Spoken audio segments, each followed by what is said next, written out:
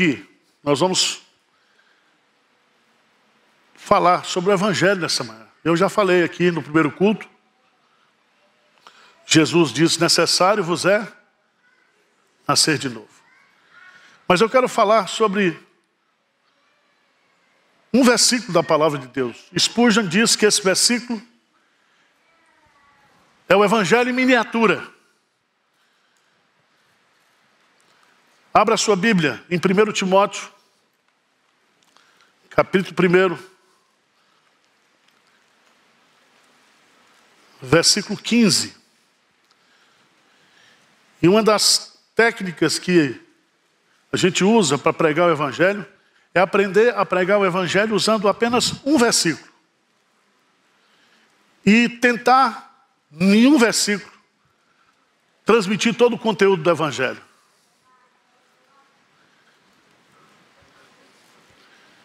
Preste atenção que a igreja evangélica no Brasil, ela precisa de uma reforma espiritual. E a reforma é voltar para o Evangelho. Para a simplicidade do Evangelho. Vamos ler juntos? Primeira epístola de Paulo a Timóteo, capítulo 1, versículo 15. Vamos lá? Fiel é a palavra e digna de toda aceitação, que Cristo Jesus veio ao mundo para salvar os pecadores, dos quais eu sou o principal. Eu quero usar como tema o grande evangelho para grandes pecadores. Vamos repetir? O grande evangelho para grandes pecadores. Primeiro, porque o evangelho é grande. Por que o evangelho é grande? E Paulo vai colocar aqui: fiel é a palavra e digna de toda aceitação. Quando Paulo faz essa afirmação, ele está falando sobre a grandeza do Evangelho. A palavra fiel significa algo que não é misturado, algo que é íntegro, algo que é sem defeito, sem mistura. E quando ele diz aqui fiel é a palavra, ele está falando da pregação do Evangelho. Porque o Evangelho é a pregação da palavra. E a palavra é Jesus Cristo. É o verbo que se fez carne e habitou entre nós. Então Paulo começa dizendo assim: se existe alguma coisa que é íntegra nessa terra, se existe algo que você deve aceitar, que é digno de toda confiança, é o Evangelho. E aqui, meus amados irmãos, nós precisamos refazer a nossa visão na igreja hoje. Nós precisamos acreditar no produto que nós temos. Entenda produto entre aspas. O apóstolo Paulo diz: não me envergonho do Evangelho, pois é o poder de Deus. Então, se eu entendo que o Evangelho é o poder de Deus, que é através do Evangelho, é nele que se revela a justiça de Cristo, esse Evangelho é poderoso. Esse Evangelho precisa ser pregado, precisa ser vivido, precisa ser ensinado. Esse Evangelho é a força mais poderosa da terra. O Evangelho é grande, porque a origem é do Deus grandioso. Esse Evangelho, ele é grande, porque ele se fundamenta no grande amor de Deus. Porque Deus amou o mundo de tal maneira. Ou seja, não existe nada que demonstre amor às pessoas que não seja o Evangelho. Mas Paulo vai colocar aqui que esse Evangelho, ele é a manifestação da misericórdia. Que esse Evangelho é o transbordar da graça de Deus. significa que tudo que eu preciso do ponto de vista espiritual, todas as minhas necessidades, todas as minhas carências, eu encontro no Evangelho. O Evangelho é tudo. Tudo que eu preciso, tudo que eu necessito para essa vida e para a vida eterna está no Evangelho. E meus amados irmãos, Paulo cria nisso. Sabe por que ele cria nisso? Porque esse Evangelho transformou a vida dele. E a integridade do Evangelho e a veracidade do Evangelho está no seu poder de transformar. Veja o que ele diz aí. No versículo 13, ele diz: a mim que no outro tempo era blasfemo, perseguidor, insolente.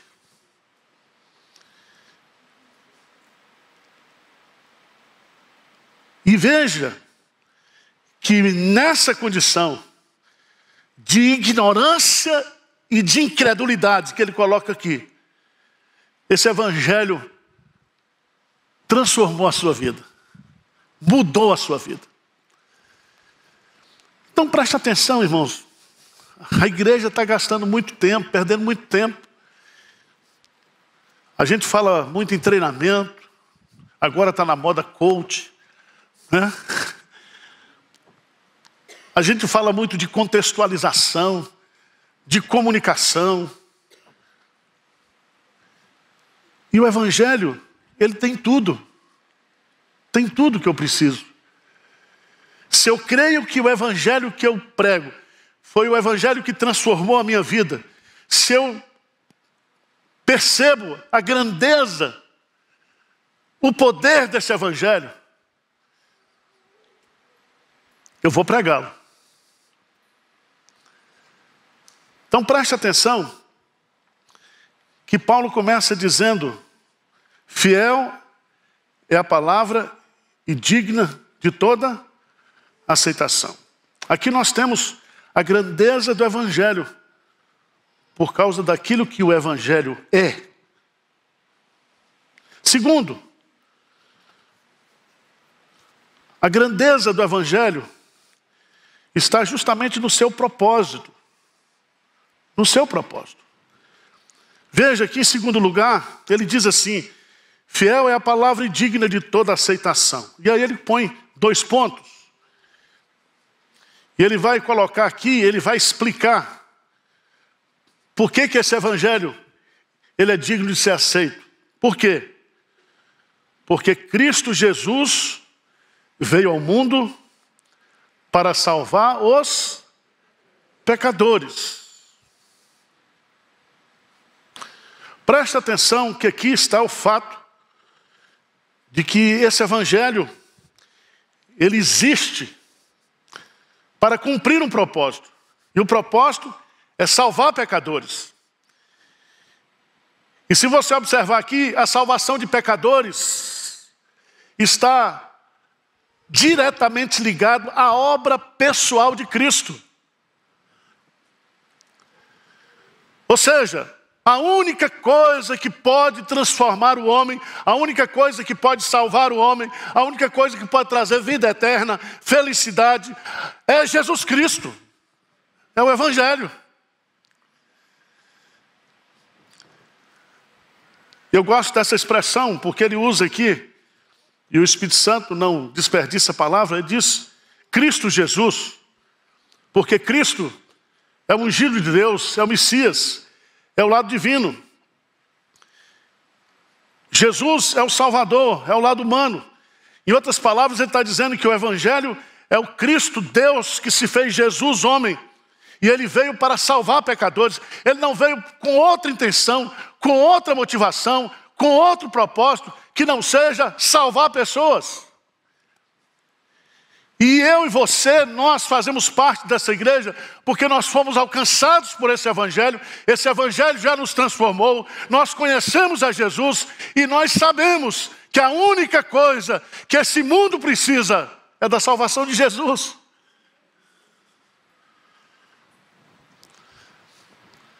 A gente pode inventar um monte de coisa. Mas Jesus Cristo, ele não veio para nos deixar um código de ética. Jesus não veio para estabelecer uma forma de adoração, de culto. Jesus Cristo veio a este mundo para salvar os pecadores. E eu queria que você fosse para Isaías, capítulo 61, que é a profecia principal da obra messiânica de Jesus. Isaías capítulo 61, Jesus Cristo, ele diz assim: o Espírito do Senhor Deus está sobre mim. O Espírito do Senhor Deus está sobre mim. Veja, as duas pessoas da Trindade, elas estão ungindo a terceira pessoa da Trindade, que é Jesus. Porque o Senhor me ungiu para fazer algumas coisas. Primeiro, pregar boas novas aos quebrantados. Então a primeira missão de Jesus, o que é? Pregar salvação. Segundo, diz o texto, que ele veio não somente para pregar boas novas, mas ele veio também para curar os quebrantados de coração. Então, além de pregador, ele é médico. E ele diz lá claramente, no contexto da casa de Levi, ele diz: os sãos não precisam de médicos. Eu vim para os doentes, porque o Filho do Homem, ele veio para chamar pecadores ao arrependimento. Terceiro lugar, Jesus, ele veio também não somente para pregar, não somente para curar, mas ele veio também para proclamar libertação e ao mesmo tempo pôr em liberdade. Ele é a libertação e ele é o libertador. Significa que Jesus Cristo veio justamente para nos libertar do pecado, para nos libertar de Satanás, para nos libertar da morte. Ele veio para trazer livramento, libertação plena. Ele é o nosso Redentor, ele é o nosso libertador. E Jesus Cristo veio justamente para salvar pecadores, e a expressão que Paulo usa ali engloba todas essas facetas do ministério de Jesus. Você pode colocar o verbo que você quiser: pregar, curar, libertar, consolar. Ele veio para modificar, transformar a nossa vida. Ele veio para mudar completamente a nossa condição espiritual. A pergunta: a igreja crê nisso? Você crê nisso? Então nós temos que pregar isso, nós temos que viver isso. Irmãos, nós temos uma missão, preste atenção: espírita, budista, catimbozeiro, tudo. Você pode escolher a religião que você quiser. Todas elas podem montar escolas, podem fazer ação social, pode fazer o que quiser, mas só a igreja pode pregar o evangelho. Só a igreja tem essa missão intransferível, uma missão que não pode ser terceirizada, uma missão que não pode ser, de uma certa forma, omitida. Nós temos uma grande comissão, mas muitas vezes nós estamos praticando uma grande omissão. E a igreja não pode perder esse foco missionário, evangelístico. Eu recebi ontem de um missionário nosso, um paraibano que casou com uma russa. Imagine a mistura. Tibério, ele está lá num lugar muito longe daqui, está na Sibéria, capital da Sibéria. E nós estamos ajudando ele a construir o templo, porque vai chegar o inverno lá, e o inverno na Sibéria é inverno. E ele manda um vídeo de agradecimento à igreja, dizendo: a Rússia precisa. Nós colocamos os sermões em russo, mas os russos derrubam. Os bichos são danados do YouTube e a gente põe de novo. Nós vamos cansar aquele Putin.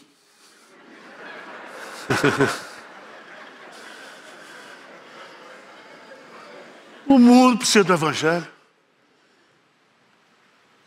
Vocês viram ontem que o Talibã entrou no Afeganistão. A missionária nossa está sumida lá. Mas eu quero dizer uma boa notícia para você. A Índia está dizendo que vai conquistar o mundo. O Evangelho está conquistando a Índia por dentro. Quanto mais persegue a igreja na China, na Índia, mais a igreja está crescendo. Porque o Evangelho é o poder de Deus para salvar pecadores.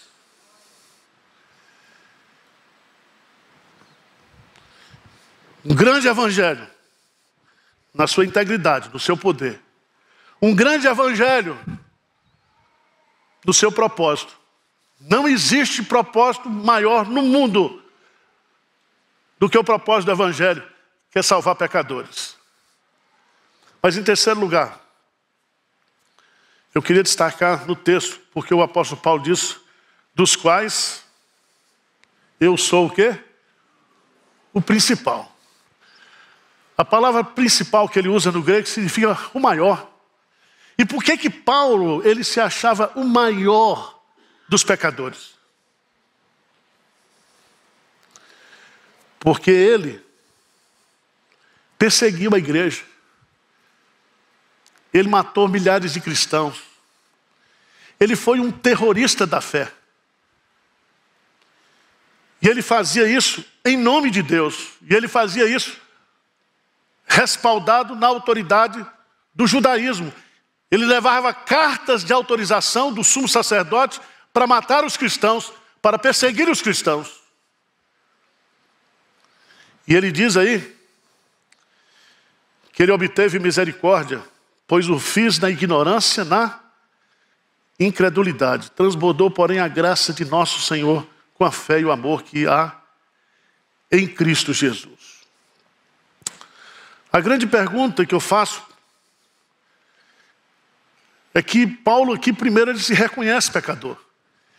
E para que eu seja salvo, para que essa missão de Jesus, porque ele veio ao mundo salvar pecadores, isso exige de mim o reconhecimento que eu sou pecador. Eu sou pecador. E ele diz, dos quais eu sou o principal. E a pergunta que eu faço, que tipo de pecador você é? Mais ou menos? O que você acha? Você acha que tem na Bíblia pecado, pecadinho, pecadão? Você acha que tem isso na Bíblia?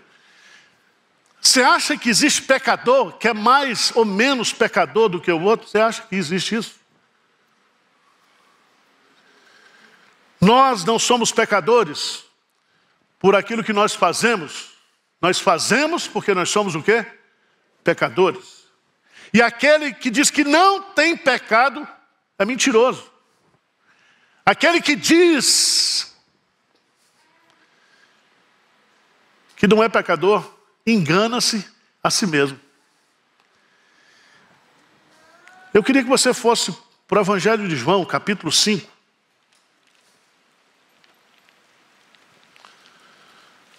Evangelho de João, capítulo 5.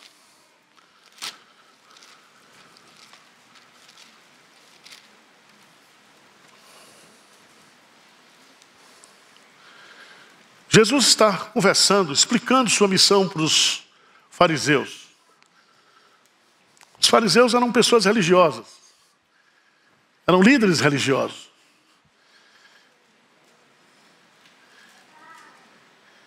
E às vezes, os maiores pecadores não estão nos prostíbulos. Estão na igreja. Os maiores pecadores não estão no Congresso Nacional. Como a gente pensa, que todo mundo é mais pecador do que a gente, e a gente não entende o quanto nós somos pecadores. Talvez a mão de Deus está sobre você e Ele não deixou você fazer o que você queria fazer, o que você gostaria de fazer. Mas aqui todo mundo é pecador igualzinho ao outro, tá? E é tão interessante porque Jesus diz assim, ó, examinais, verso 39, João 5,39. Examinais as Escrituras, porque julgais ter nelas a vida eterna. Ou seja, vocês estão estudando a Bíblia. A Bíblia fala sobre vida eterna, sobre salvação. E são elas, as Escrituras, que de mim testificam. Ou seja, eu sou o centro das Escrituras. A Escritura testifica quem eu sou, a minha missão. Mas veja no versículo 40, o que ele diz? Contudo, não quereis vir a mim para terdes vida. Repete aí.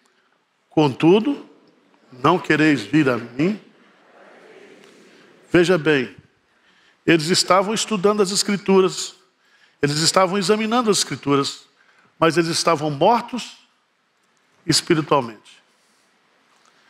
Se Jesus diz, vós não quereis vir a mim para terdes vida, quer dizer, vocês querem ficar nesse estado de vocês estão mortos o quê? Espiritualmente.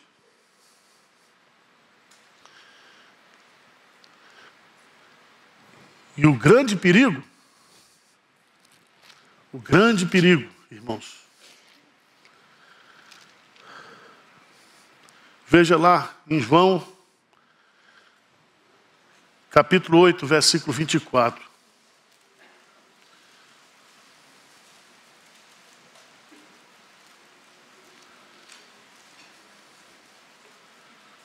Diz assim, por isso eu vos disse, que morrereis nos vossos pecados. Porque se não credes que eu sou, morrereis. Sabe qual é o maior perigo do mundo? É você morrer nos seus pecados. É você morrer sem a Cristo. É você morrer sem ter nascido de novo. E quantas pessoas que nós convivemos, que são pessoas boas, aparentemente, e você diz assim, essa pessoa só falta ser crente. E outros mais assim exaltados dizem, não, tem gente na igreja que é pior do que descrente. Preste atenção. Nós temos que olhar para as pessoas na condição espiritual que elas estão. Certo? Elas precisam ter a Cristo. Elas precisam estar regeneradas. Elas não podem morrer, passar para a eternidade, sem ter uma experiência de se reconhecer pecadora e receber a salvação que está em Cristo Jesus.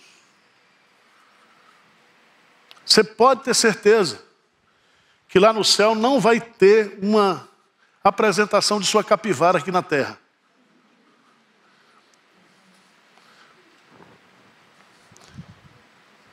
Porque nós não vamos ser salvos. E Paulo está colocando aqui, ele, num ato de reconhecimento, ele diz, dos quais eu sou o principal, eu sou o chefe dos pecadores. Mas Paulo não era maior pecador, nem menor pecador do que eu e você. A fé que Paulo possuía era a fé comum. O Espírito que converteu a Paulo é o mesmo Espírito que habita em você, que convenceu você. Mas, meus amados irmãos, nós precisamos voltar à simplicidade do Evangelho. E a simplicidade do Evangelho está nesse versículo. A grandeza do Evangelho está na sua integridade, no seu poder de transformar. A grandeza do Evangelho está na missão, no conteúdo que é Jesus Cristo vindo a este mundo para salvar pecadores. A grandeza do Evangelho está no fato de que não existe tão grande pecador que esse Evangelho não possa salvar. Às vezes a pessoa, pastor Arival, como é que é um negócio desse? O sujeito está lá no presídio, passou lá, está preso, matou, roubou, e agora diz que é crente. Eu falei, isso é o Evangelho. Isso é o Evangelho. O Evangelho é para pecadores. E você sabe que a nossa condenação está no fato de que nós não nascemos o quê? De novo. Aquele que não nascer de novo não pode ver o reino de Deus. Então para de ficar olhando para a vida do outro, estudando a vida do outro. O Evangelho vem justamente para nos quebrantar. O Evangelho vem ao mesmo tempo para dizer que Deus pode salvar a todos aqueles que se reconhecem pecadores. Amém? Agora, o que a gente faz com isso? A gente esconde? Um grande missionário, ele diz, o que é o crente? O que é um missionário? O missionário é aquele que estava passando fome, recebeu um pão e agora ele está dizendo para os outros onde tem pão. Todo crente é um missionário. Todo coração sem Jesus é um campo missionário. Você não precisa ir para a China. Onde existia um coração sem Jesus, aí está um campo missionário. Irmãos, que a nossa igreja cresça, se fortaleça como sendo uma grande igreja missionária. E nós temos um grande compromisso agora com as novas gerações.